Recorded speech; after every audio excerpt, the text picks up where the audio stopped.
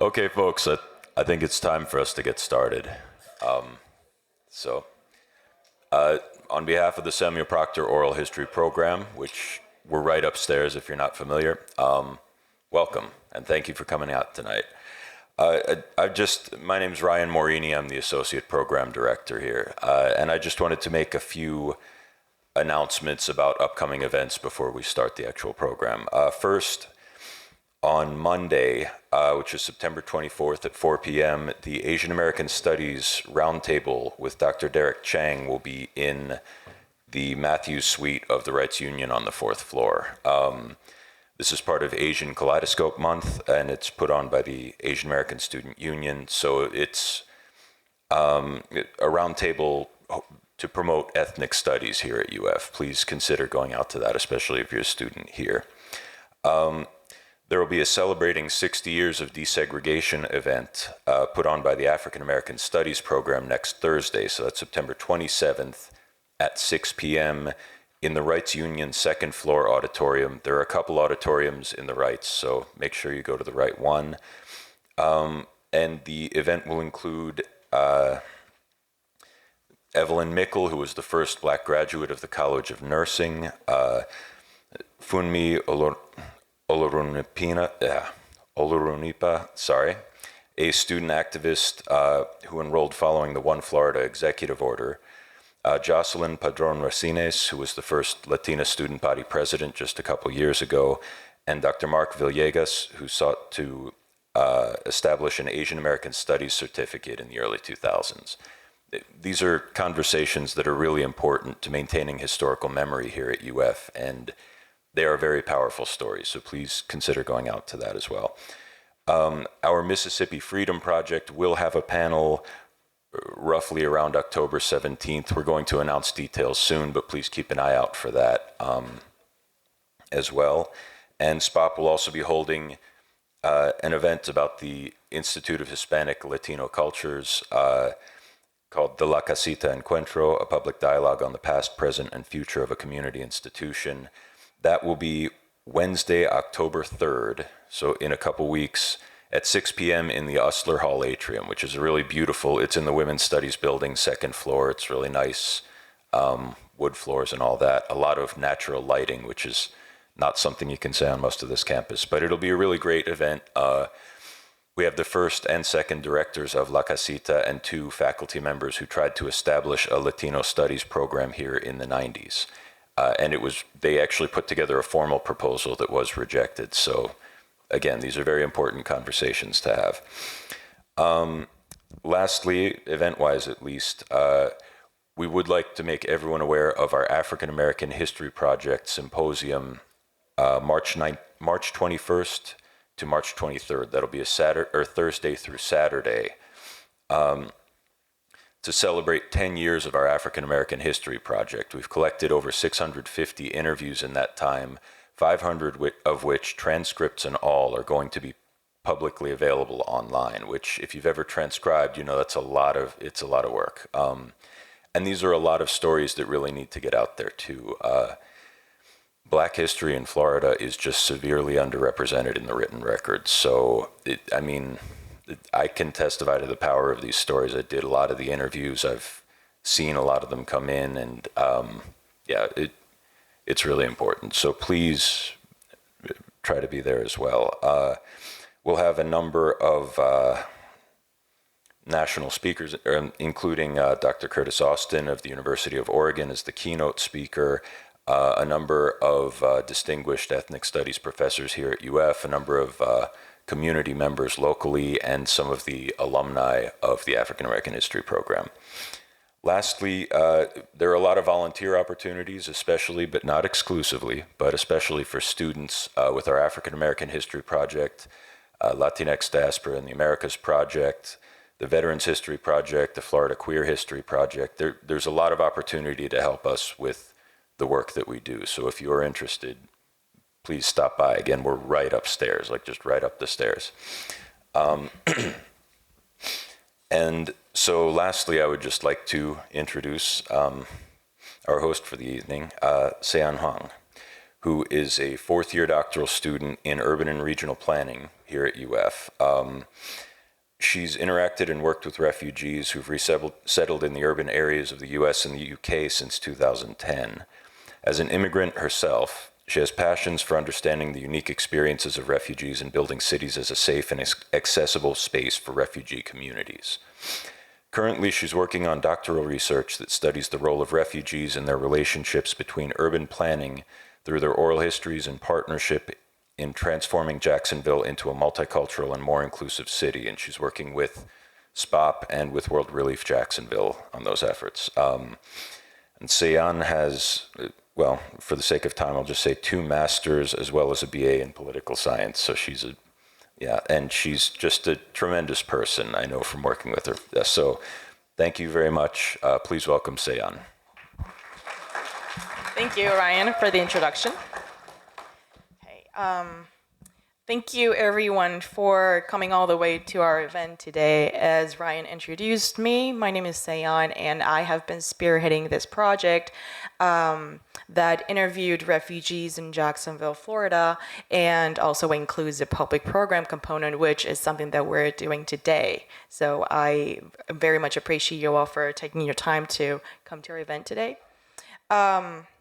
So what I'm going to do is there will be 2 very short video clips that'll be played, which is from the movie called The Good Lie, which was about the story of the lost boys from Sudan. Some of you may have watched it before.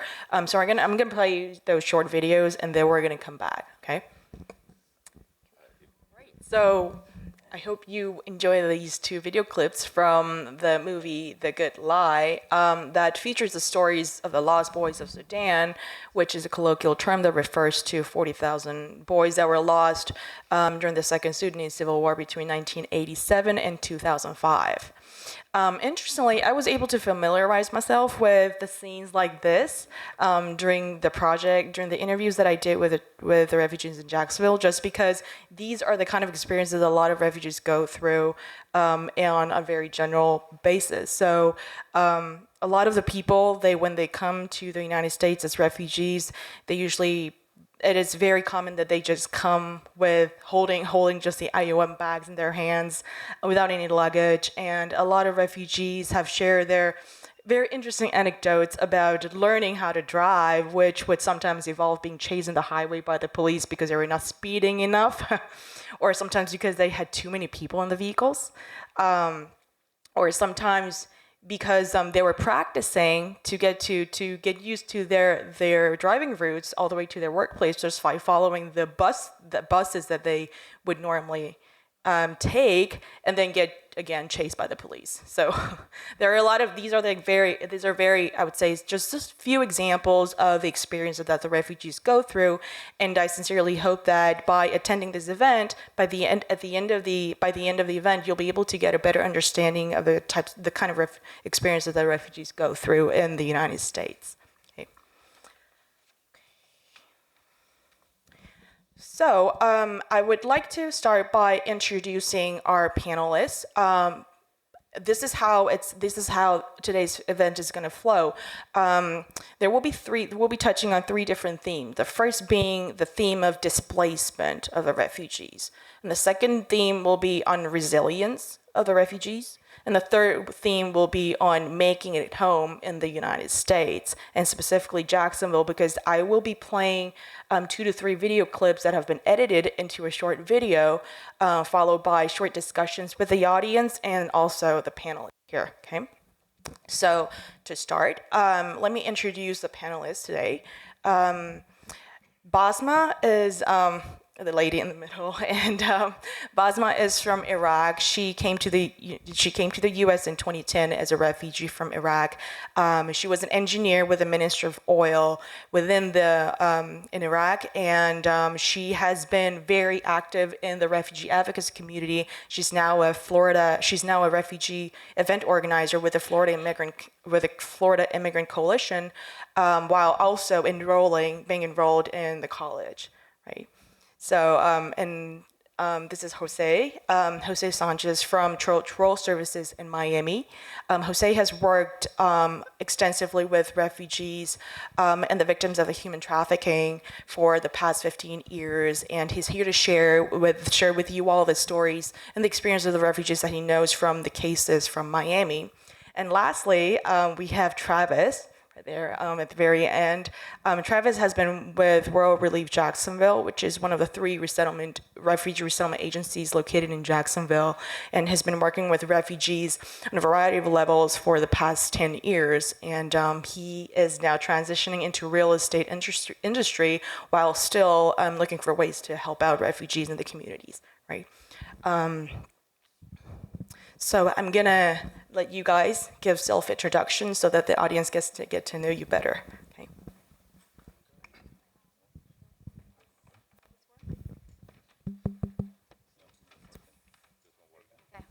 Hi everyone. As Seyeon said, my name is Basma Alawi, and I am from Baghdad, Iraq. I came to United States in 2010 as a refugee myself. We came because my husband supported American troops there in Iraq, and because of that, we needed to escape because we were threatened there being supported to American troops. So we came here with our daughter, who was 1 year in that time, and my background is engineering. When I came here, struggled to follow my career. So I started teaching math and science to middle and high school.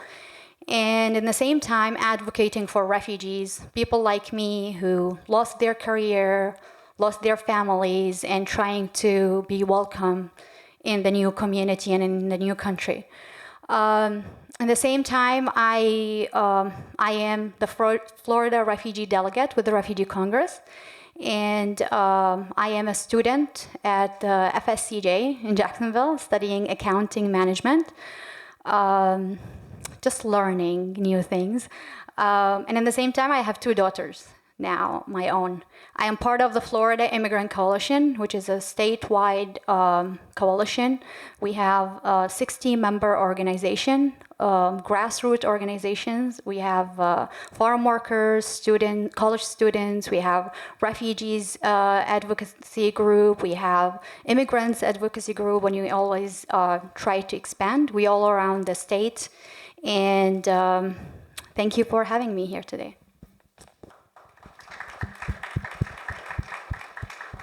Hi, yes, my name is Jose Sanchez. I've been working with refugees for the past 16, 17 years. Started working with refugees back in 2001. I was in college at the time, and I was doing an internship. I had to do an internship as part of the academic year, and I went to the International Rescue Committee, and I was introduced to the Refugee Network. And since there, I haven't stopped working with refugees. I went to Church World Service, and now I supervise the resettlement program and funded by the State Department, and the Matching Grant Program, which is an employment-based program funded by the Office of Refugee Resettlement under Health and Human Services. In Miami, we have resettled. Miami, we've been resettling refugees since back since the 1960s.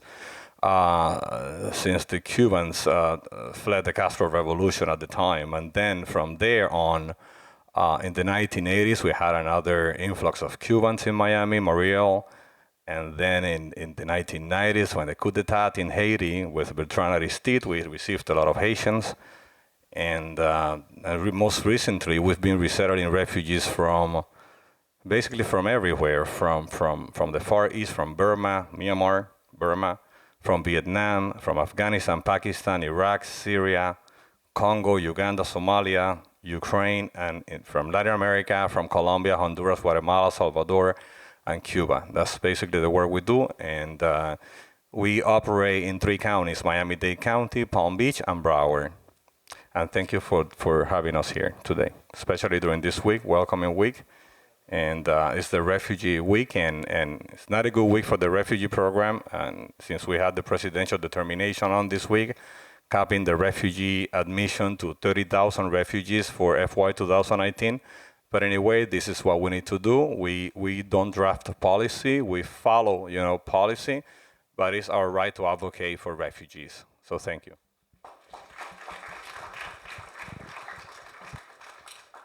Yeah, he's absolutely right. My name's Travis. I'm from World Relief in Jacksonville, originally from the Carolinas, and I'm a Tar Heel guy, sorry. But hey, we play Florida State a lot for you, so beat them.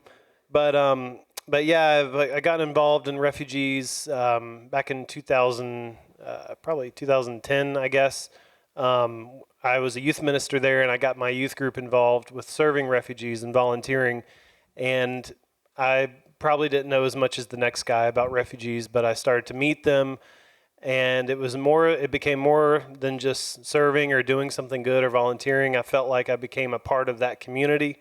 I was so shocked at how much refugees, will take you into their community, and I quickly realized that instead of us having all the stuff and all the infrastructure and this very rich nation, all of a sudden I realized how bankrupt we are as a nation when it comes to community. And refugees come here and they have a lot to teach us. And we have a lot to sit down and be quiet and learn from when we sit down with a refugee.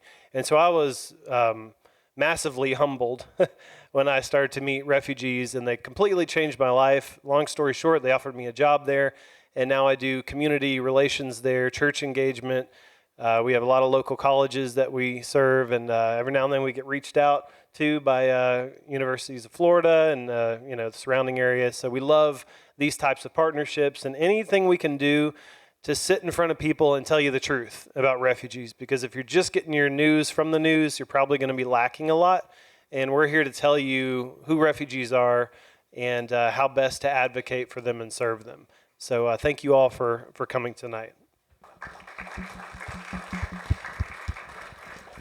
Thank you very much for the introductions, everyone. So we're going to go ahead and start watching this video, an edited video of the 2 interview clips from the interviews that I did with the refugees in Jacksonville that is on the topic of displacement. So basically, I expect you guys to see from these videos the experience of displacement and the causes of displacement of many of these the refugees that are selected for this video. But we are going to, after watching the clips, we're going to go on and do the discussions. You guys are welcome to ask questions from the audience that so that we can facilitate the discussions with the panelists. Okay.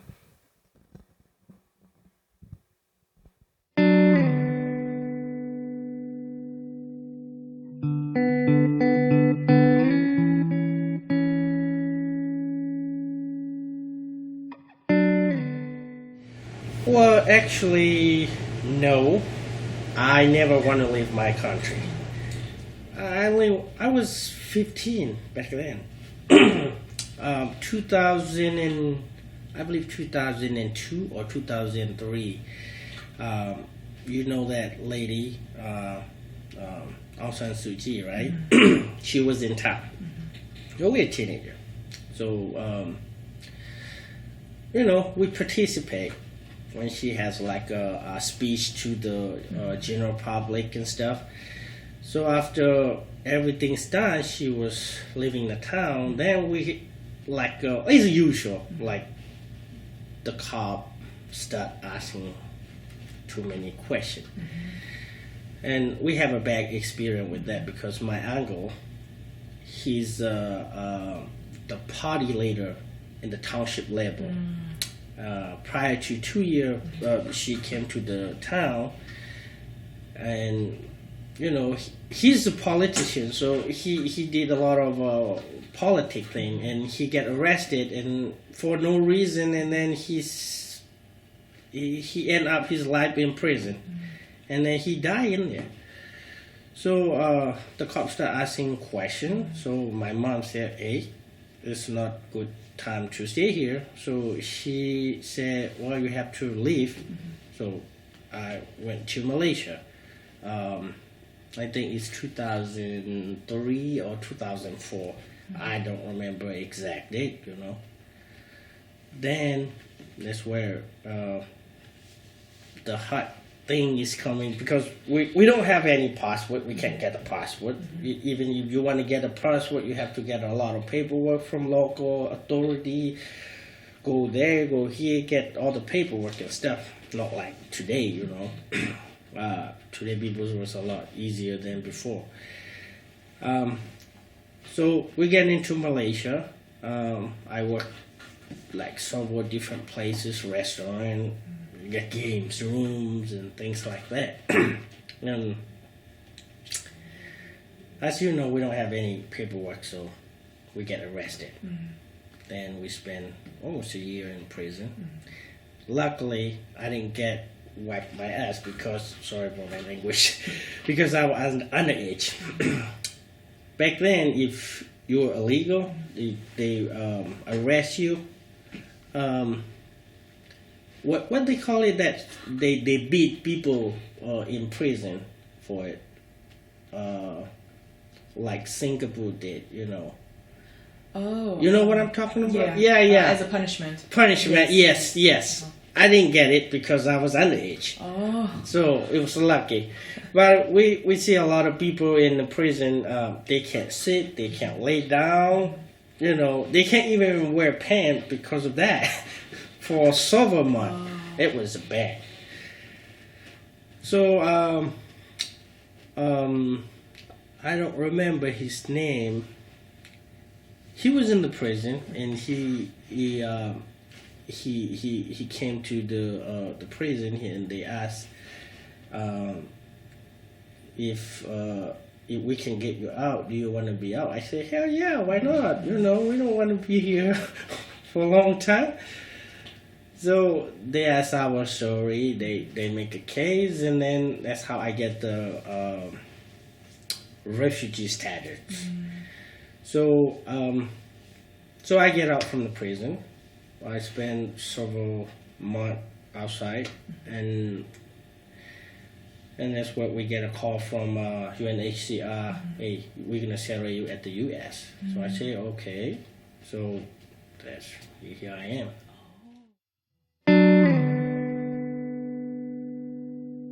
We have time. All right. First of all, you're talking to the prince. I'm a prince. My father was a king in a village where we've been living. And this Kisangani, that's where I was born. And then I've been living there with my father. And when his granddad died, just passed away, they just called him for him to replace him. That's the way my dad went back to his village, and that's how he became a king in a village. So that day, I think he led the village from 95, since when I was born, up to 1998, because he left the village around 99. Yeah, and the main reason that, just pushed my family to leave my hometown, we have a lot of things, going on in this world, and, Africa is the continent that has, a lot of persecution. I hope so. There is persecution everywhere, but I'm talking about Africa because that's where I am. I've been, that's where I was born. I know pretty much about Africa than, anywhere else. And then that time, I remember in 1994, that's when genocide started in Rwanda. And then people from Rwanda just flew in Congo. And then when they came to the village, as my dad was just a kind of good person. And he tried just to receive them to make them feel like home. Everywhere in Africa is just like your home. For you to go like in another country, it doesn't ask you, a lot of paperwork or, to do a lot of process, a long process. It's just, and some of the countries you may just, ask you to show your ID on the border so that you can cross to another country. So it's just pretty easy to travel in any country in Africa. It's not like, other countries maybe, or other continent as Europe or, America. It's kind of different. So these people came to Congo in that way. And then my father, he was just leading the village, and he just has the heart of helping people and, being nice to everyone. He received them, he gave them the place to live because they were just refugees, as while we've been through too. Because I think maybe he knew that maybe one day he'll be a refugee too. That's why he's been doing that. But he received them. He gave them jobs because the job that they have in the village, is just, working in the farm and, hunting. That's the kind of job that they have in the village. But the really good job which people used to do in that period was just, mining. So Congo has a lot, gold, diamonds, all those, stuff. Congo is just like among the rich countries in those kind of stuff. So they just started mining without paying taxes. That's why, that's the main reason of us to live. Just receiving the people, and then the people just try to do the job, illegally. So it was not legal because, like if you do a business, everywhere you have to pay taxes. So for them, they didn't pay taxes.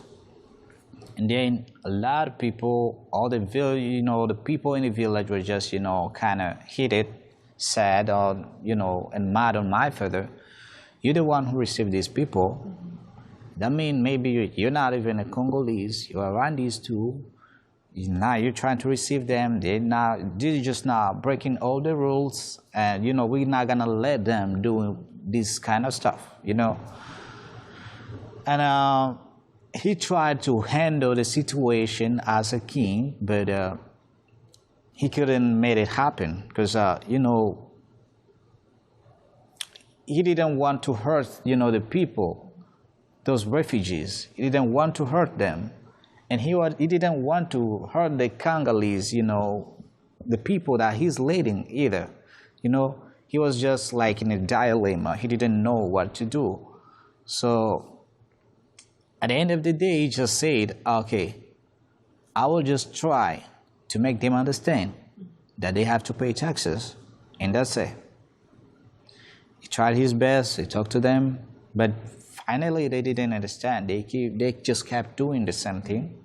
And that's when all the villagers were just, sad about it. They decided to kill him. So it was around an evening, around 7 p.m. That's when they came to our house, and then they took my dad. Because they had a forest. It's a big forest there, and then they just took him in the middle of the forest. Like, they took like a kind of thing they just, they put a mask on his face so that he couldn't see who is doing that. So, or where he is going. They just took him in that way and tied him on the tree. And then one person was just coming from the forest too, and he saw how they had been just taking him. He was like, oh, this is my king. How are they doing that to him? What's wrong, And he didn't wish just to go. He just said, okay, let me just stop by here and see what they're just about to do. Because I think this guy is not bad. I don't know why they just want to do this to him.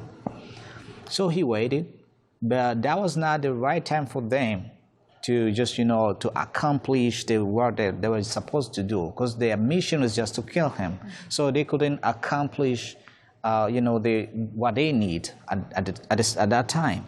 So they decided just to tie him on a tree, and they will just come back for him because they thought that nobody is just seeing what they just doing. And then when they left, the men just came to my dad and just unmasked him and asked him what is happening now? Why are you here? And then my dad tried to explain each and everything. And then man was like, oh, you're being just a good leader for us. I don't want, see your family like crying, suffer. So I will just better help you to escape and go find another place to live. My dad was just like, oh, that's a good idea if you can just make it happen.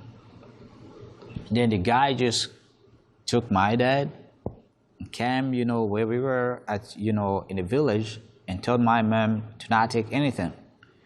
Just take, the easy stuff that you can carry. Don't take the heavy stuff. Leave everything. Because now the most important thing that we care now is just your lives. If you can just be alive, I think that's all. Everything that you have now, you can just walk and find, them, whenever. And then that's how we live. We just left the country. And we, at that time, there were no cars, so we moved by bicycle. They had just only one bicycle, and I was around like 4 years, I think. It was around 3 or 4 years. They just put me on the bicycle, and my young brother, who was just like the youngest in the family at that time. So they pushed the bicycle, and we just walked for 3 days to leave the village up to where we should go. But the guy who was just helping us, for real, I was like, I could see him, and my dad, up to now, my dad didn't know who he is because, he was just a king. He was a king. He couldn't know anybody, like everybody. He used to know people who were just close to him.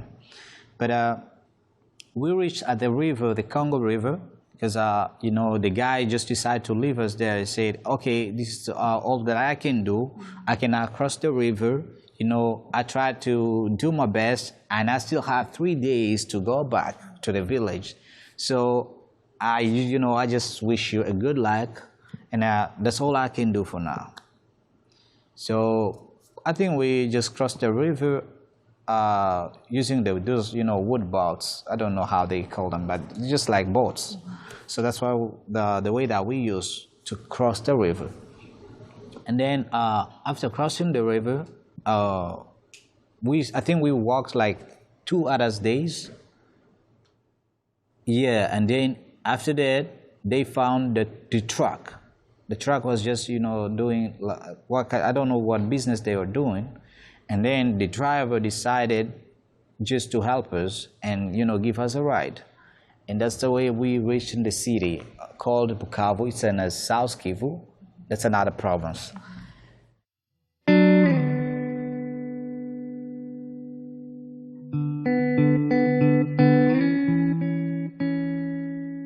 So now that we have watched these 2 video clips of the 2 refugees, one of which was from the first, the narrator. The narrator from the first video was from Myanmar, from the Chin State, Myanmar, and he now owns a grocery store. Har now owns a grocery store in Jacksonville. And the second person, the second narrator, the narrator in the second video was Gabriel, and he came to Jacksonville in 2016, and that was his experience of displacement, having to leave his homeland because of the persecution that was happening. So, do we have any questions from the audience? Yes. So, if you look at the handout that was tossed around on your chairs, it has the legal definition of refugees, what refugee refers to. By international law, as of now, refugees refer to the people that have been politically persecuted and that have been pushed out of homeland. So that could include the HIV, the patients, but legally, if the disease is the only reason they're being they had to leave their homeland, then they don't really qualify as legal refugees. That is the situation it is now. And as you pointed out, there's actually a lot of people that have relocated to neighboring countries because of the persecution of the wars that's happening in their own country. And those people are called asylum seekers, people who are seeking for asylum, but then who haven't been legally recognized as refugees. Because when we say refugees, these are people that have been granted legal status as official refugees. Right? Yeah, you can talk about it. Yes, let me just expand a little bit on that. Just by having HIV does not make you a refugee. To be a refugee, first of all, the definition is you have to have experienced the well-founded fear of persecution based on your race, religion, nationality, membership of a social group, or political opinion. If you fall under one of those categories, then you're a refugee.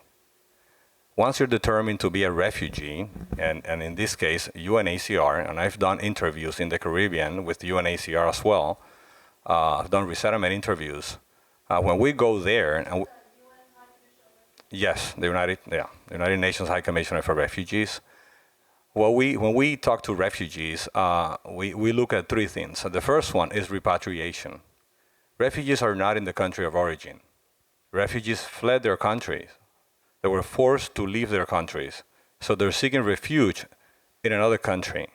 So when we go, we first assess for repatriation, and we look at country of origin conditions. And if we determine that you cannot be repatriated back to your country of origin, then we look at local integration. So we make sure that you can locally integrate in the community that you have refuged, right? In many cases, like in the case of the Chan and the other guy that was interviewed, they could not stay in those communities because those communities were not protecting them. So the third option that we look into is resettlement. And they are the lucky ones. And right now, I think the number of refugees displaced around the world is close to 26 million refugees. And only less than, not even 1% will make it to another country. So the US, the refugee admission program, usually admits around 75,000 refugees every year. So it's a tiny, tiny number compared to the many refugees displaced around the world. So as Canada, so as other countries like Australia. So when we go and we see that your case is determined to be resettled, then we submit your case to a specific country. We look at ties. If you have a family member living in Canada, we try to tie your case to that family member. If you have a family member living in Australia, we try to tie your case to that family member. If you don't have any family, and it happened that the U.S. has the numbers to admit refugees at the time, then we submit the case to the U.S. But just by having HIV or by having experienced domestic violence does not make you a refugee. Retain our borders and our community. I'll just speak for. Yeah, World Relief has said many times over, we are for a nation of laws. We just believe that that safety and security and compassion don't have to exist in two different worlds. We believe that we can have secure borders, have laws that we follow in this country, and also have compassion. And it should also be noted that that's the United Nations. Our State Department sends over teams to go over there and do our vetting.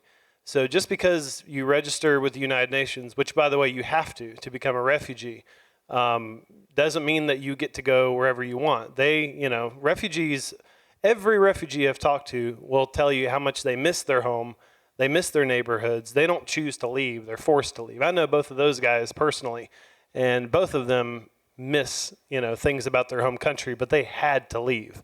And you can't just show up at the UN and say, yeah, I'm a refugee. You actually have to prove that you're a refugee. And let's say you do that, great. Now maybe you're in a camp, maybe you're living undocumented in another country. That doesn't mean that you get to be resettled. Then you have less than 0.5% of a chance of even being resettled. And that's just into any country, much less the US. And so our State Department, we actually set our own vetting guidelines. And we have the most stringent process in the world for immigration. Oh, yes, we do. Believe me. This lady's went through it. So yeah, so I'm just going to share actually my experience. I grew up in Baghdad, Iraq, lived all my life there. And as I said, because my husband supported the U.S.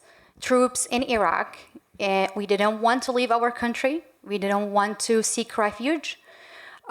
We loved our country, but my husband saw that there is a lot of miscommunication between the U.S. troop and the Iraqis, and he sacrificed himself to support both people because he cared. And because of that, we were threatened to stay there. And because of that, we applied to seek refuge outside Iraq. We didn't choose United States. We just needed to escape. Because my husband's sponsors and friends are American, they asked him to put United States the first country. And even though he was supported over in Iraq, it took us 2 years of background check, of screening, physical exams. We were treated like we had something that no one know. So it was 3 interviews, background checked, physical exam. We went back and forth for 1 year. They needed to make sure that we are safe to be here, even though he was threatened because he was supporting this country. So, and now the process is longer. The vetted is longer. I know people who still in camps in other countries waiting for 10 years and 15 years, not just to come to United States. There's other countries. In Turkey, there's 35,000 just Iraqis refugees there. So there is other countries taking refugees. But because we are here, we know that United States built on immigrants and refugees, and everyone here, their ancestors came from somewhere else. So, and I'm sure your grandparents, your parents always share stories with you. And if they didn't, that means you didn't have that grandparent or parent who had the refuge or immigrant story, but someone in your ancestor has. So I think now I care about people like me who's struggling outside, and I'm advocating because I know there's a lot like me who's waiting out in the border. But to be honest with you, if our country's safe, we will go back. We are not here to take out other people's work. We are not here to make this community not safe. We are here. We are teachers. We are engineers. We are parents. We are advocates. We are doctors. We are here to build this community. But the only thing we ask for people here to make us feel welcome.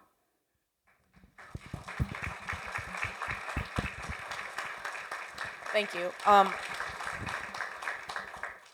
I also do want to clarify that having a secure border and refugee resettlement are 2 separate things, because the refugees have to go through an extreme vetting processes, which can take, based on the interviews that I did, some refugees, it took easily 5 years, 8 years for them to go through the vetting processes.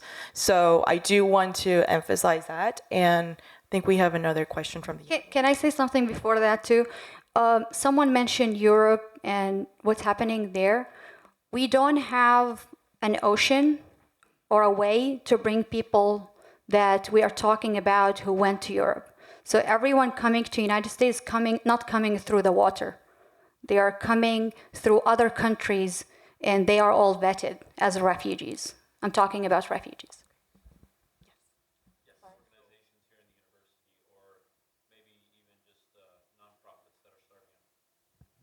I will answer that, and I'm sure he'd like to answer that too, and I'm sure he'll agree with me.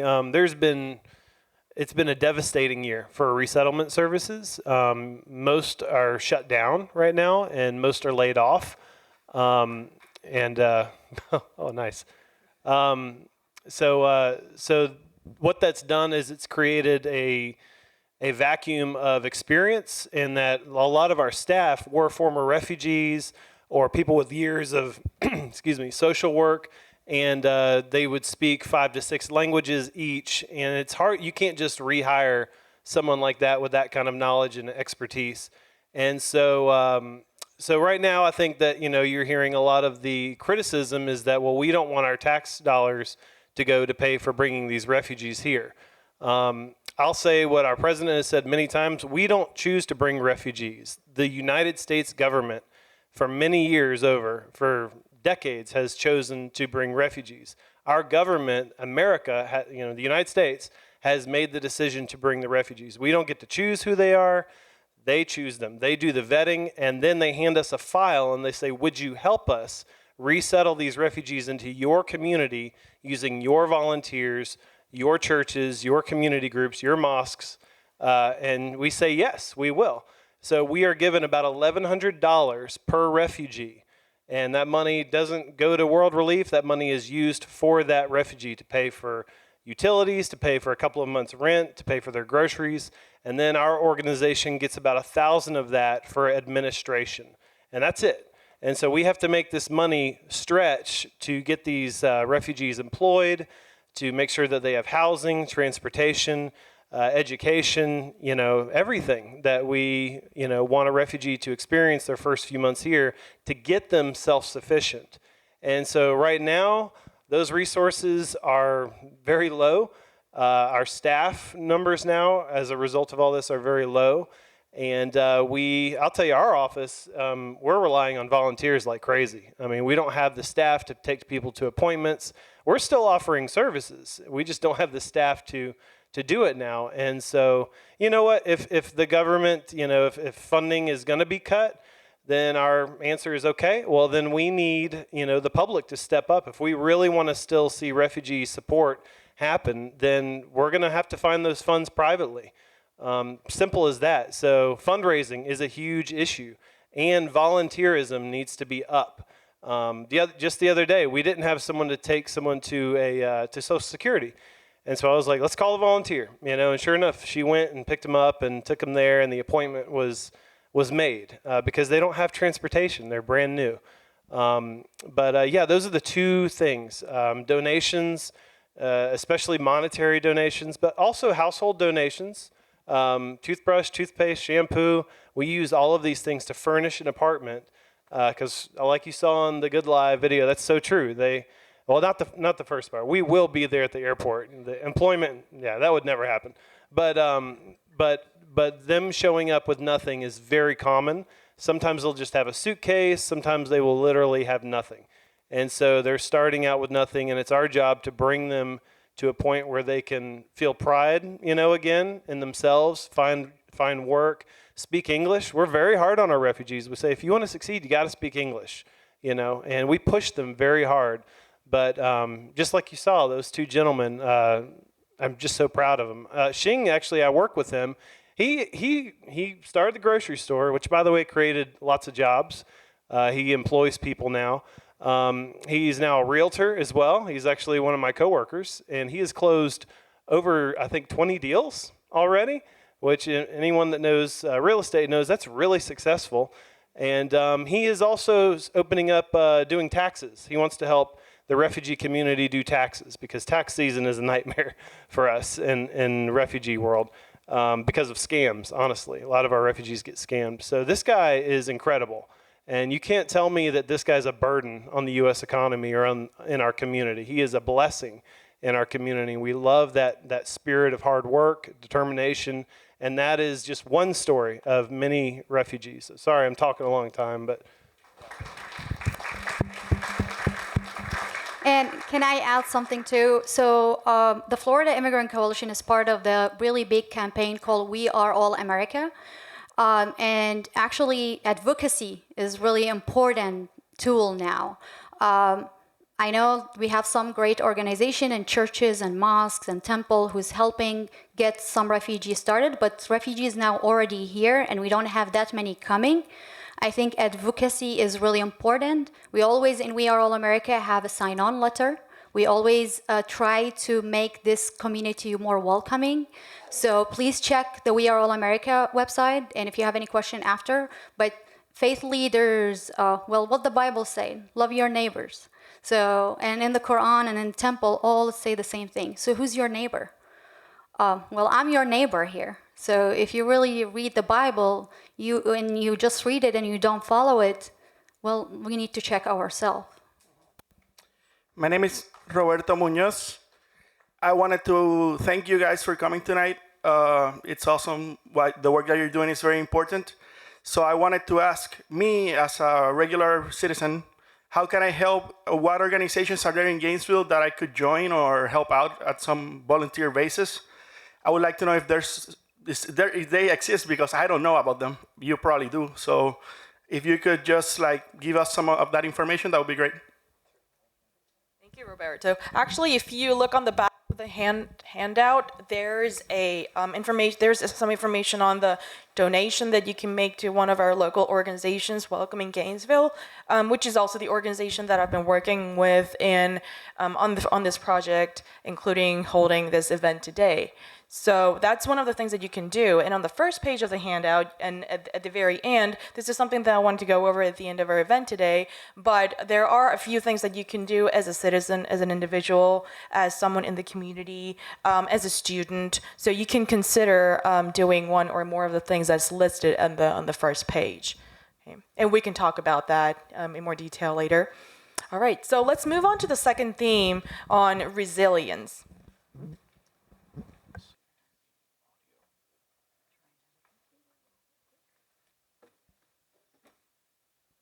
Sorry, we're having technical difficulties, so it's going to take some time for us to get the video back on. Sorry. Well, in the meantime, let's make a quick distinction between refugees and illegal immigration. And I know we cannot get confused and put them both in the same bucket. And that is the rhetoric of the administration that we have now, but we cannot fall into it. This has nothing to do with becoming an illegal immigrant in the U.S. They're coming as a refugee. So refugees are forced to leave their countries. They're not coming here to gain economic liberty or to gain economic success. They're just coming to have a second chance, to have a life, to provide for their families, to provide for their kids, to support family members abroad. That's why they're coming here. They're forced to come to the U.S. or to a third country looking for refuge. Just a quick distinction between them both.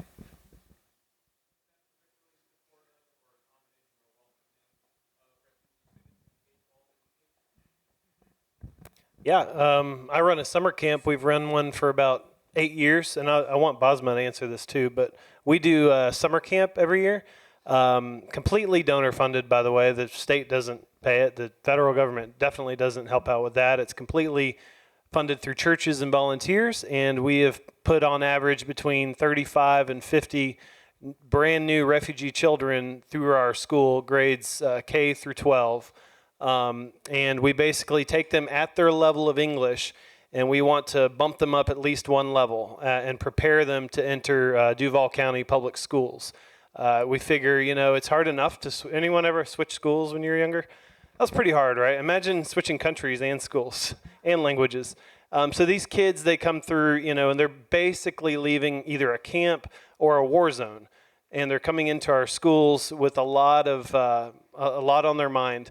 And so we want them to have, 2 to 3... It's a 6-week camp, by the way. It's not just a weekend. It's 6 weeks. We provide lunches, transportation, and education. We also have a lot of fun. We have student groups that come in and, visit them for lunch. And we'll take them to the library, take them to the museum. We have a great museum downtown Jacksonville. We'll take them to the beach. Most of these kids have never been to the ocean. And just a lot of fun stuff. We have a zoo in Jacksonville. Take them to the zoo and just have a lot of fun with it. We want to see that smile come back to life. And it's amazing from week 1 to week 6 to see the transformation of these kids. And just to know what they've been through and to be a part of their first experience in the United States is such an honor. So that's a transitional program. And then once they get into school, they have a much better shot at integrating, making friends, and hopefully they've got some English skills by then so they can better communicate with their teacher. But yeah, I mean, similar, but I think most of the refugees, especially youth, I don't know how I taught middle and high school, and most of this age are really afraid to share who they are, and they want to fit, and they don't want to feel that they are different. So I think as much as we can make them feel welcome, create that like a peaceful space that they can exposure their feelings, sharing their stories.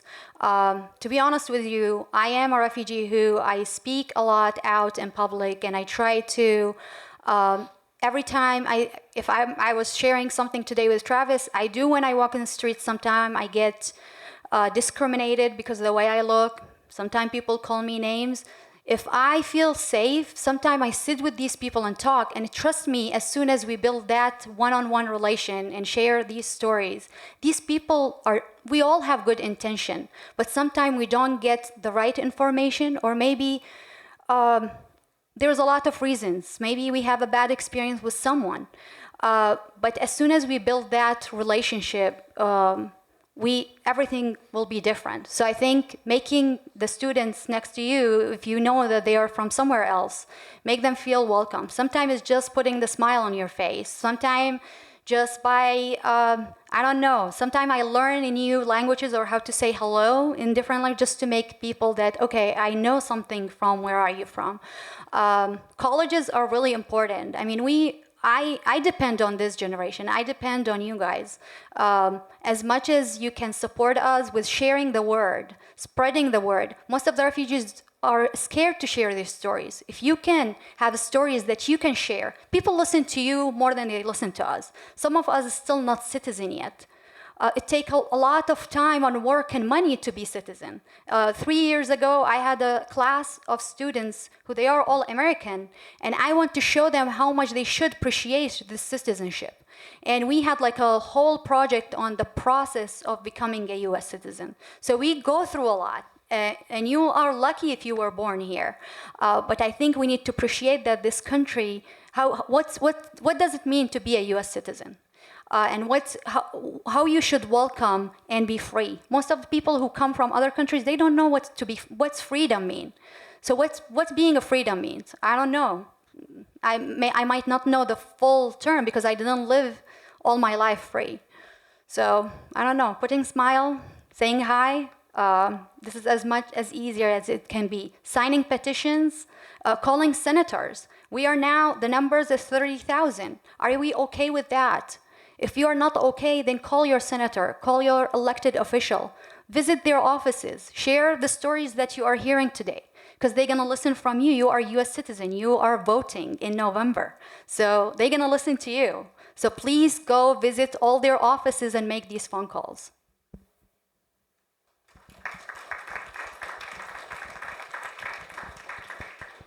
So we're still struggling with the equipment, but I think we can keep the discussions going on. We're part of an organization here on campus called Leaders for Refugee Medical Relief, and we're a nonprofit. Thank you. We're starting out nonprofit. We've been going for about a year now, and we actually tutor student refugee communities in Jacksonville on Sundays. We teach the kids in English. And then we also just try every semester to take on emergency aid relief fundraisers to help the overseas crisis. And so, since we're kind of new, we just need more resources, and we're always looking for more ideas. And especially because we're medically related, we would really like to know what are some of the healthcare and medical obstacles refugees here in the U.S. face. And how can we help them, face, kind of like overcome those obstacles a little bit better? Can everyone clap to them? I mean, whatever they are doing, that's amazing. Well, healthcare obstacles in the U.S. Wow. Gonna be here a while. Well, I think they go through a lot, and basically when they come, understanding how the healthcare system works is very challenging. I mean, even for us. I mean, they usually get Medicaid from the state, and then you need to enroll in an HMO program, plan, and then you switch plans, and then which one is good for you, who knows? I mean, it's very hard to go through, navigate the system, the healthcare system. So I'll say meet with each family or sponsor a family. So make sure about the family composition first, about the family needs. Usually refugees, when they come with a with the medical information in the bio data that we receive. So usually they come if they have, if they suffer from a chronic disease, from diabetes, for example, we should know ahead of time prior to their arrival. So meet with those families, look at their needs, and try to help them navigate the system. I mean, get them Medicaid, and then show them basic stuff: how to go to a pharmacy, what is a medication over the counter versus a prescribed medication. Those are basic steps that you can, and that will help them a lot. Yeah, I'd love to talk with you more afterwards, being that we're from Jacksonville, but I'm going to give you two answers. I'm going to give you the 1 year ago answer and the now answer. We used to have a medical services coordinator. It was really convenient to have a medical services coordinator. She is now laid off due to funding cuts. So then the responsibility went on to that caseworker. We used to have about 8 or 9 caseworkers who spoke, I think 30 different languages between them all. We now have one caseworker. So that responsibility went to the caseworker, and now it's all on one. So now we're looking at volunteers who work with our refugees. We call them friendship partners, or if it's a big group, a good neighbor team. And so it really helps when we have a healthcare worker in that good neighbor team or that friendship partner group who can really help inform them. They are given Medicaid, but that's temporary. As soon as they get a job, they take healthcare just like you or I would. And we are given a biographical data sheet from the State Department that basically has their whole medical record check on there. And then when they come here, we kind of reassess that with a primary care physician. We also have a refugee clinic in Jacksonville, which we could talk about that later too. But yeah, that's kind of it. What we're looking at now, moving forward, seeing as how everything is kind of falling on the shoulders of the community. We want to start workshops in our office where we invite all immigrants, any immigrants, refugees, or anyone who wants to come in and learn about, healthcare solutions or options in our community. We'll have local representatives from, we have JU nurses that come and do internships through World Relief. JU is Jacksonville University. And it's a great opportunity for the nurses to get some experience and also to offer services and information to our community of refugees. So, yeah.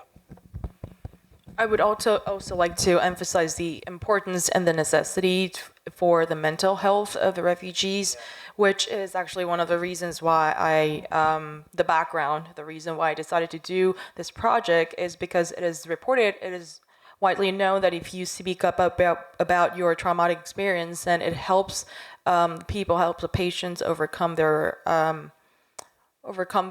issues with the mental health. So I was hoping that through this project, for the to allow the refugees to speak out about experiences, it would help them overcome their trauma. And with trauma in relation to one of the questions that was asked about what's being done in school, I have heard of multiple occasions where the teachers at the schools weren't able to understand the kind of what the refugee students were going through. It was all because of trauma, but then the teachers didn't have enough understanding as to what the students may be going through. So they would think that these students would be easily stigmatized, seen as a failure, when actually they were having a trouble with the mental health. So I think that's another arena that some of us will have to focus on when we're to help refugees. Okay, so now the system is on, back on. So we're going to continue and watch. Where's the computer? Watch the second video.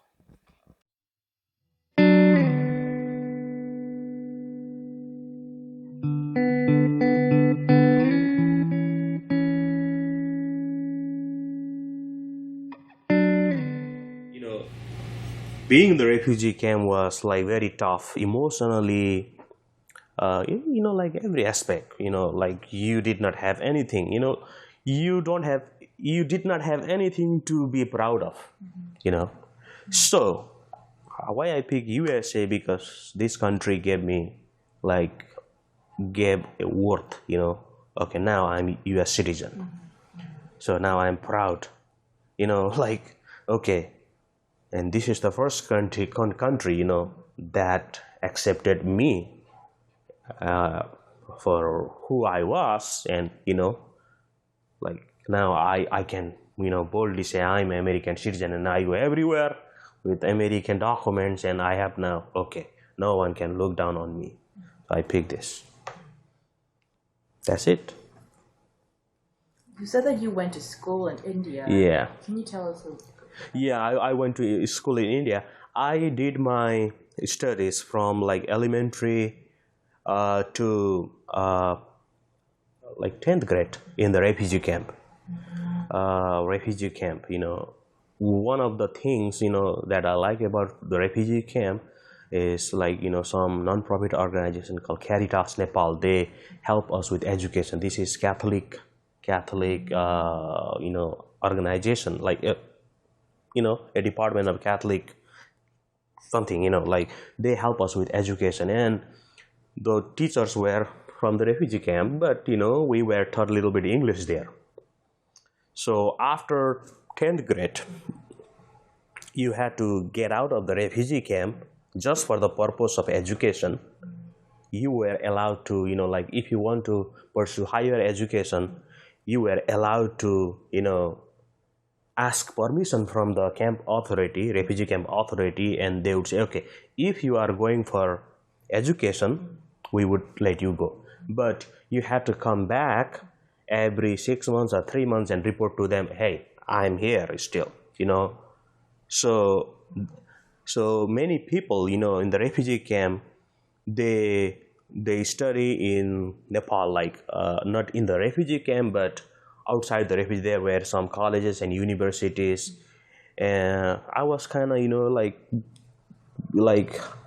a good student, so I wanted to study science, and then I had goals in life. I want to be a doctor or physicist or chemist, So there were good schools in Nepal, but there were better schools in India. So nearby, not so far from our refugee camp. Our refugee camp was close to Indian border. It was how many? From bicycling, we would go to Indian border. So cycling, riding on a bicycle. So 2 hours from our refugee camp to get to India. So India border. And there was a big city near India, and there, I studied in India, Darjeeling, India, where there were some good schools, missionary schools. So I went there for education, and I was in India for 5 years. Yeah.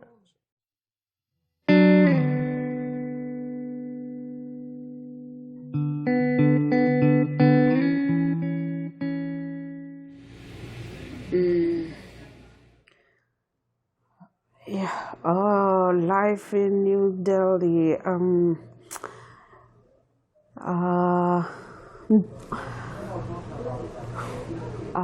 lot of things. Which one to say? A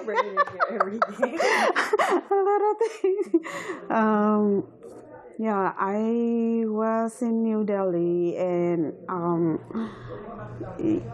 at that time I already speak English at that time. So yeah, I work at the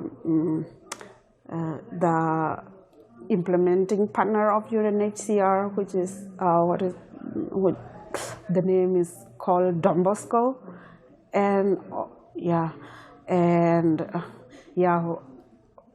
I rent the house, the apartment, very, very small apartment, and it was very small, and yeah, the local Indian, there are a lot. Oh, Delhi is, yeah, you may not want to live in a lot of discrimination, you know, it's too much discrimination.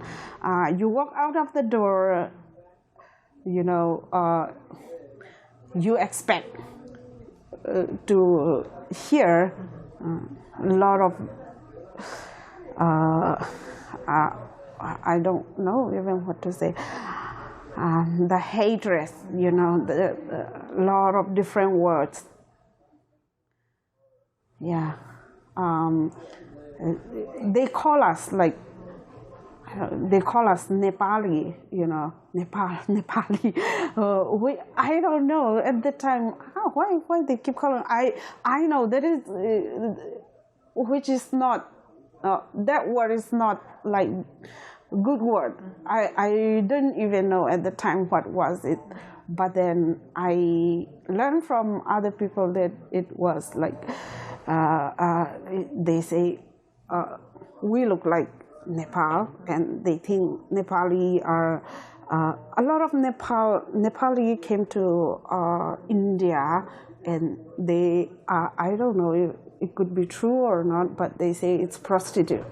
So that is the word they would throw whenever we go, we work, and it was like every day,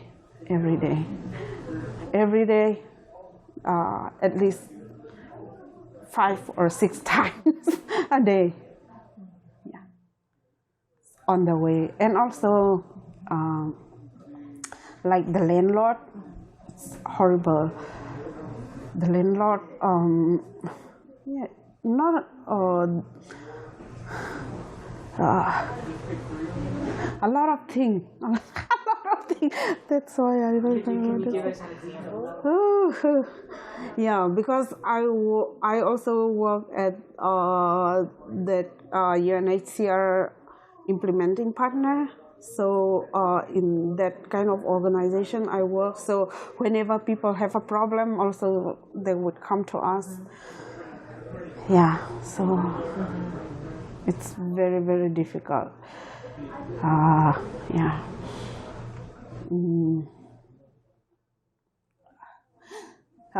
Sometimes they throw.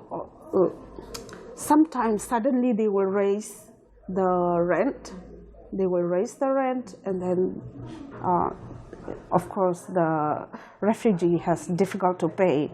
You know, they work and they get only little money. And that time, and they will throw their belongings, and so yeah. And some whenever we have problem with anybody in the local, the problem is like you had a problem with one local, and they won't listen what is going on, but they would just jump and everybody would come and physically abuse, like beat at you or throw stone at you, like that. So even if you're not happy, you will be okay. Even if they shout at you, okay, what you can say. So yeah, like sometimes they, like one person, 50 people. You know, there are a lot of population. The people, so many people. You look at the road, and at least 20, 30 people will be there all the time, and you have a problem with one person, and the whole people will come in without listening anything. They would jump onto you. They beat you. Yeah. So yeah. We from there we keep telling to the UNHCR, we can live here, send us somewhere else. So, and it was a very long process. And those who are lucky can only get out of that place. Yeah.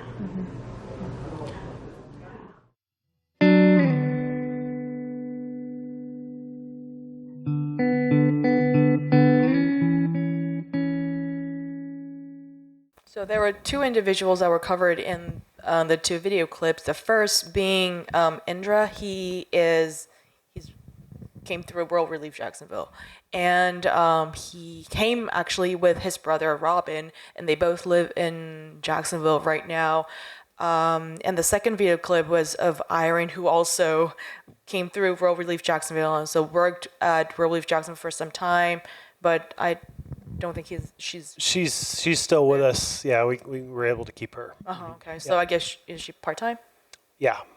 So she's part-time, but she was telling about her experience in New Delhi and what it's like to live as a refugee in the that big urban area, which we call urban refugees. We call the refugees who are in urban areas urban refugees, and there are a lot of refugee populations in urban areas all around the world, especially in developing country. A lot more in developing countries than in developed countries. And then Indra was a refugee, and he lived in a refugee camp for more than 10 years. He was able to get education, sometimes for 5 years outside a refugee camp, where he was the only place that he was allowed to travel to outside refugee camp was a college and high school. So we can do more discussions. I would like to lead the discussions especially on the topics of the urban areas, these urban refugees, the refugees in urban areas, and also at the same time the experience of the refugees in refugee camps, which is lesser known. So if you have any questions, please feel free to raise your hand. Yes.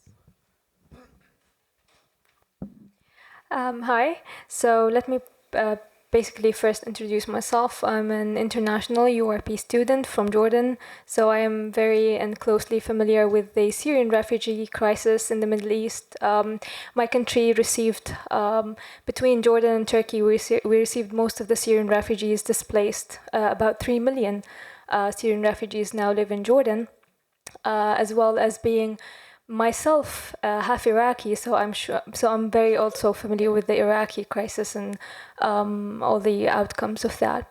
Basically, my question, since it was mentioned that refugees come from different countries, from different cultures and backgrounds, so I would like to know if there is any tailored culture-related local integration strategies that you guys follow.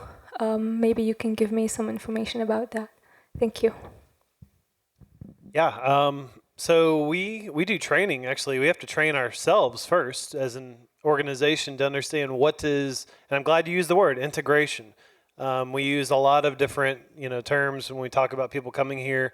You've got different models. A lot of people have heard the word assimilation, which is where we want people groups to come here and do things exactly the way we do them, to look like us, talk like us. But integration, I think, is the best of two worlds because, yes, you're going to have to adopt U.S. culture, U.S. language just to exist and thrive here. But at the same time, integration celebrates your culture and your history and retains that and gives you a sense of pride in where you're coming from. And that's something that we try to do in all of our classes. We want to respect, traditions and cultures, but we also want to teach. If you come here, you've got to follow U.S. law, you've got to speak English, You've got to go through the same things everyone else does to get jobs and healthcare, and you've really got to make your own way. That is kind of the American way, but at the same time, we want to, show room for culture, and that's something that I hate to say it, but has to be taught. And not just with our staff, but then to our volunteers, and hopefully from our volunteers and even places like this, then out into the public of how to, tolerate people that look different than you or come from a different culture than you. And so tolerance is something that really has to be taught and experienced. You saw Indra. Actually, his brother was the first refugee I ever met, and he had just a little bit of English. But I remember one of the biggest things for me, and I brought my youth group to meet him the first time, is just to be friendly to him. Like Basma was saying, that goes a long way, and that's so easy to do. I took him out for his first hamburger, and I remember we went through the drive-through, and it was a Crystal, so I apologize, guys. It was late. I'm sorry. But that was all that was open, and so we go through there, and the voice comes on the intercom, and he was like, where is she? And I said, just watch. We're going to see her. And we come around, and then there she is. And I said, that's her voice. And he's just amazed, But just, those are fun moments to share with a refugee, but walking them through that kind of stuff. And then also, actually, there was a mother from Iraq, and I remember taking her into Publix for the first time. And she was so nervous because we had to register her kids for school, and there was a deadline. But we also had to get her food because we realized she had gone a long time with no groceries, and she had children. And so I said, we got to take care of both of these things, and we got to do them both in about an hour. And so she's very nervous, no English, and I'm trying to communicate. By the way, I speak English. That's about it. I speak about 0.1% of 19 different languages. I can say hello. Speak from your heart. Yeah. One language, you're probably American. But I'm in there, I'm trying to console her, and she's very stressed, and she's actually giving me a hard time. Iraqis, y'all can be rough, man. She's giving me a hard time, and you got to hurry up. You don't know what you're doing. And so we're going, I'm like, it's all right. So we're got the buggy, and we're getting stuff, and we had to get school supplies. And in her mind, we had to go somewhere else to get the school supplies. But I knew in Publix, they sell school supplies. There's a school supplies aisle. And I remember we rounded that corner, and I said, see, school supplies. And she started crying, like weeping very hard, and I didn't know what had happened. But I then realized she felt embarrassed because she didn't understand that school supplies could be bought in this store. I knew it, but I didn't think I needed to explain that to her. So it was this stressful situation that all of a sudden I realized, oh, wow, that's why she was so stressed. And so little things like that, I even heard one Iraqi say the way that we open up the doors and the windows is different here.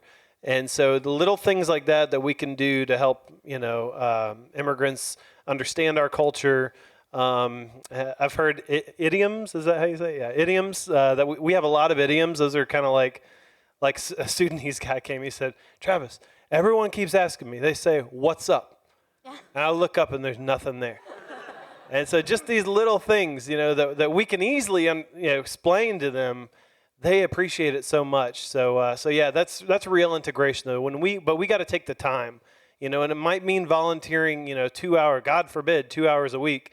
We have volunteers that are there every day, just spending time in their home with them in a comfortable environment, answering their questions. They need, that's what they need. That's really one of the biggest needs. Right.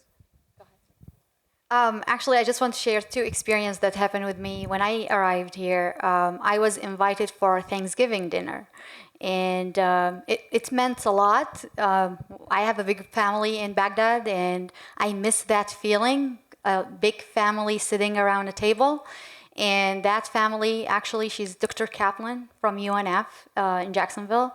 She opened her heart and house, and she said, come over, bring a dish from your culture, and let's have Thanksgiving feast together. That meant a lot to me. And I remember Christmas too. we do celebrate Christmas in Baghdad, Iraq, even though we are Muslim. So I remember our friends, every Christmas we have like an international Christmas night where people bring food from different culture, dress differently, and we sit and share. So it's actually not, they are not forcing to be Americanized, and I'm not forcing them to be Iraqis, but we are actually sharing together. We also had last Ramadan an iftar dinner in a church, and that's meant a lot. A church invited some Muslims, refugees group, to have iftar dinner in there, and that's meant a lot. And these kind of like small things that you can create within your communities helps a lot. We are also this week celebrating the Welcoming Week. There's a lot of event happening all around Florida and all around the country. And there's more than 50 events already planned, and it's happening. Please check the We Are All America calendar again. All the events are in the website. And check them and go. We have in Jacksonville, actually, this coming Saturday, one of our Welcoming Jacksonville events. So check these events, go and meet people and learn about your community. Yeah, and to expand a little bit on your question, from the resettlement agency's perspective, I mean, we don't make a decision on which one will be resettling next month. We can wake up one day and say, let's resettle Bhutanese, just because we don't have Bhutanese in our caseload. No, we have a cooperative agreement with the State Department, and we need to show that we have the capacity in the staff, we have the language capacity, we have the capacity in the organization to resettle Bhutanese. So that's why we have to, every year, we need to renew that cooperative agreement. And every year we need to teach ourselves on refugees, on new refugee population. If we're gonna do Congolese, we need to get in touch with the Congolese community around the local community. We need to get in touch with volunteers. We partner with universities. In Miami, we go to FI. We partner with Florida International University, with Barry University, with Miami-Dade College, and we get volunteers to help us with the Congolese caseload that we have. And it's not something that we determine, and it's not something that we would like to in the future, but we need to teach ourselves on the culture and the background, and on providing good cultural orientations at the time of arrival. I don't know if that answered. So what do you say about these people that have organizations that are making $300 to $600 for one person? I thank you very much for your input, for your comment. For the sake of time, we're gonna have to move on and play the third video, which we have prepared. And I believe we can have more discussions on what you asked, and also other questions in regards to other questions, because we're running out of time. So I can talk with you later if you'd like. Yeah, we can talk about it after we watch this video, the third video, which will be on making it home. And this video is more tied to the topic of resettlement and what we can do for refugees in our communities. Okay.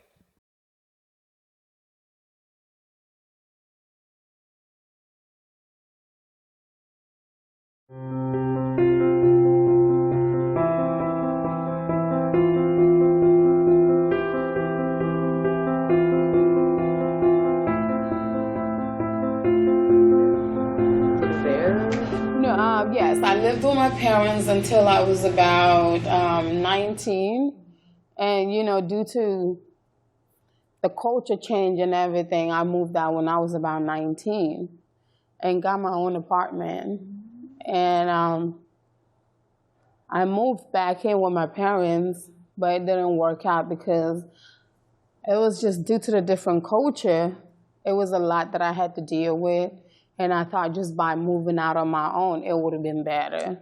So, but when I moved out on my own, it was some challenges along the way, but I still had to help my parents because when I was in the house, I was mainly like the second mother because I had to help my brothers and sisters. I had to make sure the cooking was done, the cleaning was done before my parents got home. And even sports at school, I couldn't really do. So I felt like I missed out on my childhood. Okay. And I graduated high school in 2008 at Inglewood.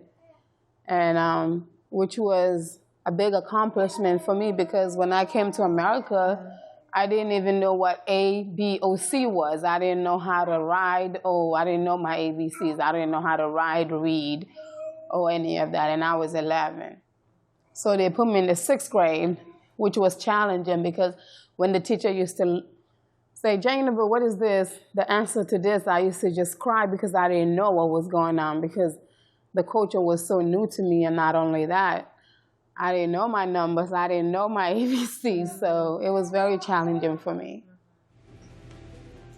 And I remember one time we was at a Walmart, and I didn't know that was a Walmart, and we went to the bathroom, and I finished using the bathroom. I'm just looking around, and I was curious to see what that little thing was back then. So I pressed it. That's the flusher. When you're done, you're supposed to flush the toilet. So I automatically jumped up because I didn't know what that was. And to me, it scared me because I thought something was coming out of the toilet. So that's one difference in America.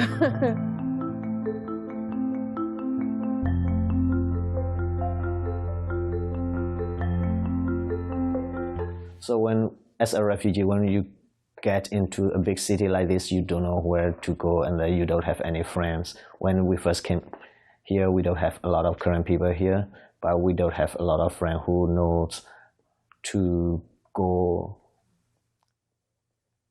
to get, public assistance.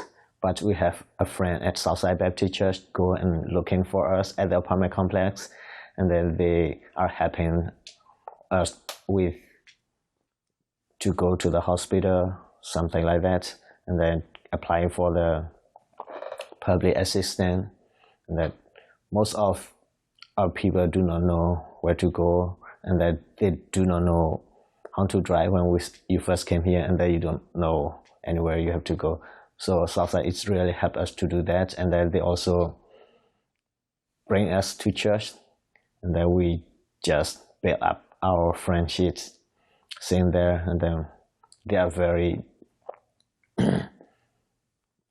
good for our current people. Is the services or the assistance that you get from the church different from what you get from Lutheran services? And how different are they? Yes, there's, totally different. The assistance that we get from the church is, the church helping us with how to go to the hospital, and that they have a volunteer that take our current people to the hospital, take our current people to the different appointments. But the agency like Lutheran or Worldly have us, within 3 months. But, it's very difficult for the people from the jungle just get into a big city, get help only for 3 months. After 3 months, they don't know where to go and then what to do. So it's really a challenge for people who never been into the city. So Southside's volunteer, they do understand about that, and that they just continue to help our current people seen there until now.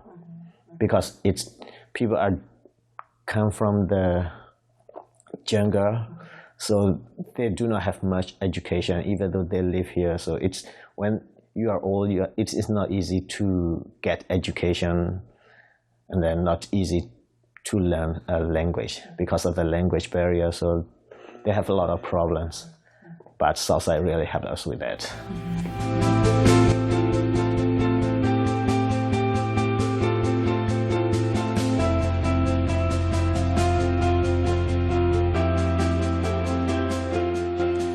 So I got my first job in the end of November, and it was a nice job in a company called Venus. They have to do with swimwears and fashion wears. It's in the north. The job was very good. I was in a picking department, and it didn't really last for long because we were in a peak season, and at the end of the peak season they laid me off, and that time I had to find another job. I got a job downtown in a faith-based organization called Fresh Ministry. Yeah, they have a greenhouse, and we process vegetables that we donate to, sometimes to homeless shelter. Then homeless shelter, they distribute them to different homeless people around Jacksonville. So that's how the very beginning, that's how it was at the very beginning, but I could not live on that single job only because it was even part-time job. I was only working there. I'm actually even still there, but I work 5 hours a day from 7 to 12. So I had to find another kind of job that really makes me earn a lot of money. And I worked to another company called Dr. Pepper Snapper Group. It's a plant. They make drinks, soft drinks. They make juice, tea. So I was there in production department. I was a machine operator. Yeah. So far I do 2 jobs. It's very hard for me because I don't really sleep a lot, but it's good because I don't work on the weekend except when there's overtime. So I feel like from Monday to Friday I'm very tired, but on the weekend I relax, I stay with my family, I visit there are some 3 or 4 Congolese families here in Jacksonville. So we meet, we try to chill life on the weekend.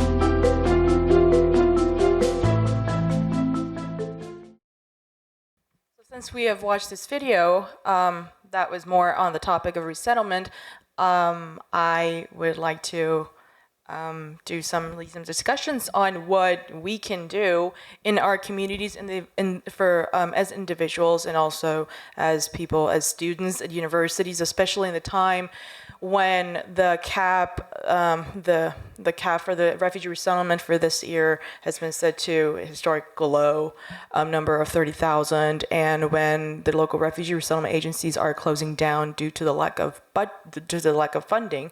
So I think it's a really good time for us to do the discussion, to discuss what we can do, in the communities and individuals. Yeah, once again, just bringing your skills to the table, whatever that may be, is very useful to have volunteers. I know in Jacksonville, we're looking for exactly that. It's important to note we've still had 77 refugees come through our office, and you guys have had around the same number, maybe a little less. But that's there's still refugees coming to serve. There's just not a lot of staff in place to serve them. So what we're doing at World Relief is we're asking how can we still serve our community and keep services open for newly arrived refugees for now. And so for us, that really means opening ourselves up to our community. We have a great partnership with our local law enforcement agency, the Jacksonville Sheriff's Office. We like to have their officers come in and teach safety courses to our refugees. We also like to have, like I mentioned, the medical, some of the medical staff from JU and their nurses come in and do medical screening tests and just little workshops to teach medical safety. We do cultural orientation, and all of these things can be taught by volunteers from the community. So if it's really cool because that opens up the door to so many different professions to come in. Even if you're a business professional, come in and talk about your business. Help our refugees. Let them hear your story because they might be able to learn something from your story. And remember, refugees are all aspiring to do something with themselves now because they have the freedom to do something finally. And so find out locally. I don't know too much information about ways to get involved here. I bet Seyeon knows a lot more than I do. But I know in Jacksonville, that's the setting. And I know just about every organization would appreciate funding. Funding is something that we're really having to relearn. We're really trying to switch from this federal funding that's been there for many years, and because once again the federal government decides who gets to come and how many. We don't get to choose that. But now all of a sudden we've got to figure out how to do all this on a shoestring budget. And so we want to do programs still, but they're going to have to be privately funded. So donations are huge. Yeah. Perhaps Travis or Jose can talk about what refugees go through once they arrive in the airport and the requirement to achieve self-sufficiency within the first 3 months. Maybe, one of you can elaborate on that. Yeah. So we start right there at the airport. We wait to see them coming off the plane. We like to bring groups. It's a party for us. We like to bring the volunteer group that's already been trained, has already set up their apartment for them with their donations. By the way, when you donate items to a resettlement agency, that saves not the agency money, but that saves that family money, because remember that money is attached to the family. So if you donate a couch, a love seat, we call them welcome kits. If you donate a bedroom kit, hygiene kit, kitchen and cooking kit, then we don't have to use their money for that stuff. And now all of a sudden they've got an extra month's rent or an extra month's utilities. And so this team has already been trained. They're ready. We've given them the bio. They know the family. They feel like they do. And then the family lands. And it's one of the most magical, emotional things about what we do, because you get to see the refugees come right off the plane. A lot of them have, their hearts racing, their minds racing. This is their new home. They don't know what to expect. New culture, new language, new country. They're escaping, war zones, and here they are. And to see a group with balloons, American flags, welcome, and we write it in their language so that they know that they're welcome here. We're glad you're here. We write these messages on big poster board. And then we've got one of our volunteers who speaks their language. We want an interpreter there too to communicate with them. That means so much. And a lot of our refugees who have been here 10, 20 years, they'll say, I'll never forget that group that was there the night I came here. And that meant so much. And we take them back to their apartment, and we want to give them a little tour of their new home. And it's not much, it's usually low-income apartments. We resettle them into these places to start out with, and and then they've got to be self-sufficient within 3 months. So usually they'll get here, we'll show them around, teach them how to do the thermostat, blinds, how to lock the door, how to not burn your apartment down with the stove. I always teach the refugees that right away. And then they just need to rest. They've usually been flying. A lot of them have kids for 2, 3, 4 days. That's a lot. I got 3 kids. Anyone else travel with kids? That's a lot. So they want a night or two to rest. And then our caseworker comes in, and they're going to basically greet them and give them a little orientation and say, okay, first thing we got to do is register for Social Security. They all get a Social Security number. Remember, refugees are legal. This is a completely legal federal program. So they do get a Social Security number. That takes sometimes too long, right, to come through. Sometimes we have to wait a long time for that. And they can't work until they get that Social Security number. So after that, it's employment. We've got a lot of employers. Anyone who ever tells you refugees are taking our jobs, completely false. We have employers that call us every week wanting more refugees to work, and we don't have enough people to fulfill their requests. I've personally taken those calls, so there is not an employment issue here. But we usually find them jobs very easily, very quickly. Our problem, actually, you saw Gabby. These guys work too many jobs. They'll take 2, 3, 4 jobs. And I'm like, when are you planning to sleep? But they're like, hey, if I work, I get money. So, I don't have to worry about them not paying me. And so they get excited, and they will get a lot of jobs, and they save up very quickly. And what's really neat is communities will actually do ride shares, and they'll take each other to work. You'll have one car that takes 5 people to work, and that whole group saves up for that car. So they work together, they band together, they do things together. And then the integration part, which was a great question, by the way, what we want to see, we do want to see refugees working together within their people groups, But we also want to see Americans investing their time in helping them, find out, what resources are here in the city. How do I open up a bank account? We want them to have a volunteer that teaches them all these things. How to shop in Publix, It's different than the market back at home. And so these are all things that we train volunteers to do. Or if there's no volunteers, we have to do it ourselves. But these are things that we have to make sure that are being done. And we have to do it all in about 90 days, which is a lot. They've got to be speaking English. They've got to be working, self-sufficient, paying bills, basically adapting to U.S. culture very, very quickly. And it's a very stressful time, the first 90 days, but it's also kind of a honeymoon phase where everything's exciting, it's America, a new country. But what really concerns me is what happens after 90 days, and that's why we like the volunteer model, because those volunteers, they stay with them. They walk with them for years. We actually just had a mother had her baby, and she named her child after her volunteer, because that's how close they were. We had another that named their son Jackson, because Jacksonville, and they were so proud of being here in Jacksonville in their new city. So, don't think that this is just a little volunteer opportunity. We don't do short-term volunteering. We do long-term volunteering. When you volunteer with us, you're signing up for about 6 months. So, but that's because the family is relying on you. And we're relying on you for the family. So the first 90 days, though, are very crazy for refugees. And even beyond that, that's where we want to see people stick with them, and especially relationships stick with them, because struggles are going to be down the road. You don't learn everything in the first 90. We just have to make sure that you can walk on your own for the first 90. And then beyond that, you're kind of on your own, which some people criticize us for, but we don't set the 90-day term. And we do our best to actually serve above and beyond those 90 days, partnering with other nonprofits, giving these refugees resources. And once again, I always go back to it, but it's so true, but the volunteers, because that's relationships. It's not a program. You can't program relationships. But if we can get them a solid connection within their community with a group of people that care about them and know them, that to me is 10 times more powerful than any program we could create or fund, So volunteers are huge. We lean on them very much.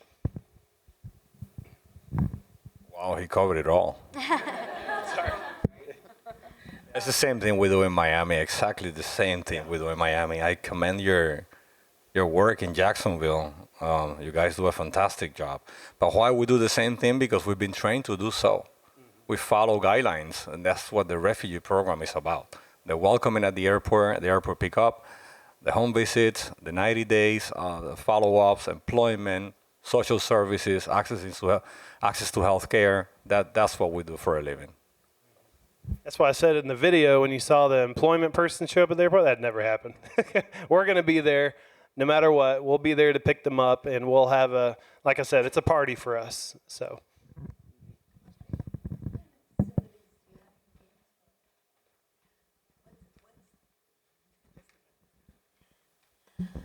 You're speaking a lot about Jacksonville. I'm wondering what's going on in Gainesville, the facilities, and can we do this here? How do we do that here?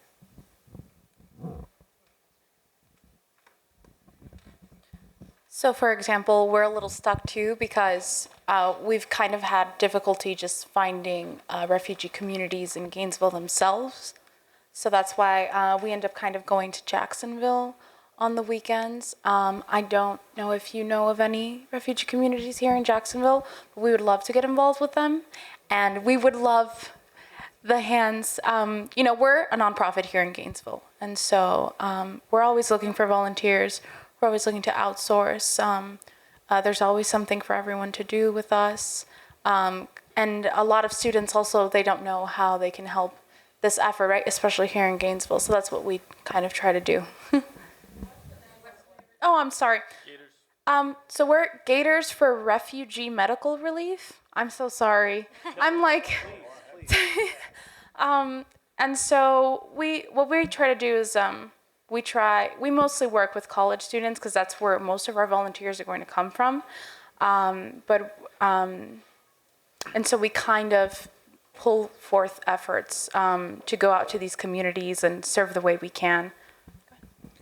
Yeah, so just a little bit more information about us. Again, we do have sort of like a student chapter here in the University of Florida, Gators for Refugee Medical Relief, but we're currently working, we have a non-associated nonprofit, which I believe is titled Students for Refugee Medical Relief, which we are currently trying to work on the bylaws so that we can work towards expanding to other universities. And again, for those located in Gainesville, we try to gather more volunteers from especially the student body, but we're also trying to reach out a little more to the community, for example, downtown, so we can get more volunteers to help do the tutoring trips to Jacksonville, as well as help with our fundraisers to purchase medical supplies and then partner with other organizations to get them shipped to places where they're needed.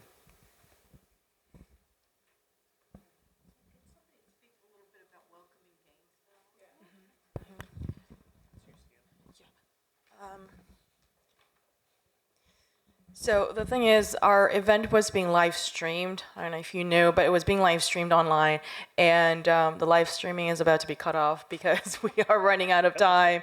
But to give you basic idea of what we have in Gainesville.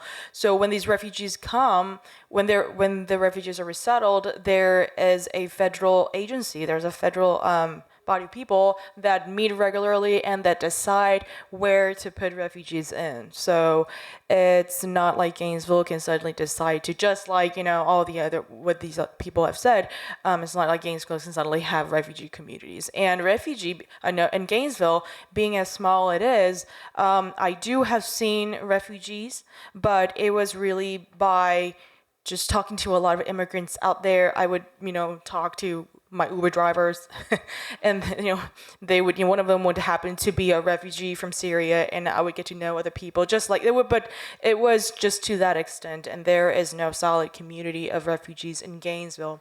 Now, this is a booklet that you'll be able to pick up as you go out. This contains a list of the nonprofit organizations that help refugees and immigrants within Gainesville and also in Alachua County. That's been compiled by Welcoming Gainesville.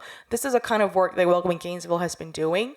Gainesville and Alachua County are the only city and county that is a part of the national network of Welcoming America. And what they do is they do a lot of initiatives like this, public programs or other projects that reach out to the communities to make the city and county more immigrant friendly and refugee friendly. And that's what Welcoming Gainesville does. We actually have Richard from Welcoming Gainesville. He's the president of Welcoming Gainesville. So you're welcome to pick up the flyers and the booklets that's on the table for Welcoming Gainesville. And there's also a stack of brochures for the programs that they have at SPOHP. And I would like to thank you all very much today for coming to our event and for staying so long. Thank you so much. If you have any questions for any of the panelists or myself or Welcoming Gainesville, please feel free to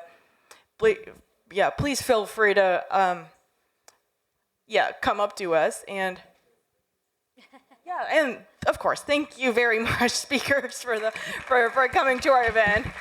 Thank you very much.